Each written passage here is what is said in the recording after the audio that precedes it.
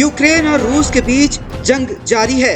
इस बीच रूस ने पहले परमाणु हथियारों के उपयोग की धमकी दी थी और फिर आज ज़ैपोरिज़िया प्लांट पर हमला बोल दिया।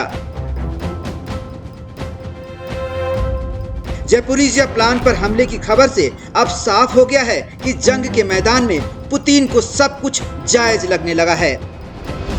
रूसी राष्ट्रपति व्लादिमीर पुतिन ने पहले ही रूसी परमाणु निवारण फोर्स को अलर्ट पर रहने का आदेश दे दिया था। अब पुतिन ने अपना निशाना यूक्रेन से दूर पूरे यूरोप पर लगा दिया है।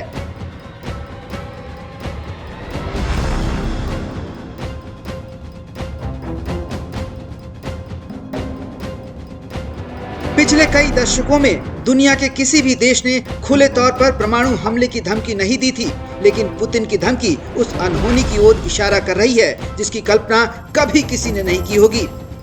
जानकार मानते हैं कि रूस अगर अपनी बातों पर कायम रहते हुए यूरोप में परमाणु बम का उपयोग करते हैं तो पूरा यूरोप नष्ट हो जाएगा।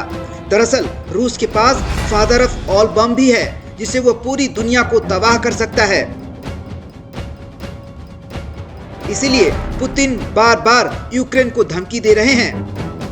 रक्षा मामलों के विशेषज्ञ बताते हैं कि अगर 30 किलोटन के परमाणु बम का इस्तेमाल किया जाए तो 4 किलोमीटर तक के क्षेत्र को पूरी तरह नष्ट किया जा सकता है।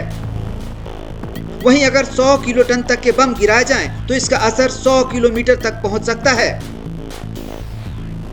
यह तबाही गोलाकार रूप में होती है। यह हमला हिरोशिमा और नागासाकी से ज्यादा नुकसान कर सकता है। हिरोशिमा पर गिराए गए परमाणु बम 15 किलोटन का था और नागासाकी पर गिराया गया बम 20 किलोटन का था। जग जाहिर है बमों ने दोनों शहरों को तबाह कर दिया था।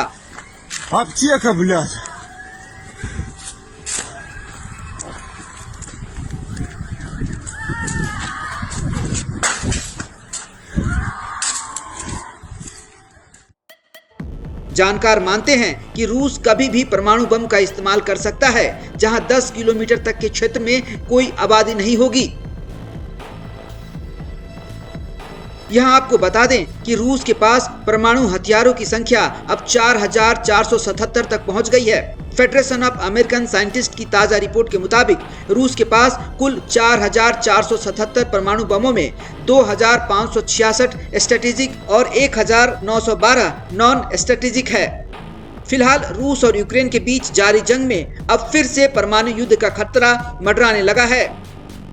एक ओर जहां अमेरिका समेत यूरोपियन यूनियन के सभी देश यूक्रेन को समर्थन दे रहे हैं, वहीं दूसरी तरफ रूस के राष्ट्रपति व्लादिमीर पुतिन पहले ही चेता चुके हैं कि अगर कोई भी बाहरी बीच में आए तो अंजाम होगा जो पहले कभी नहीं देखा होगा। Bureau report, Ujang times.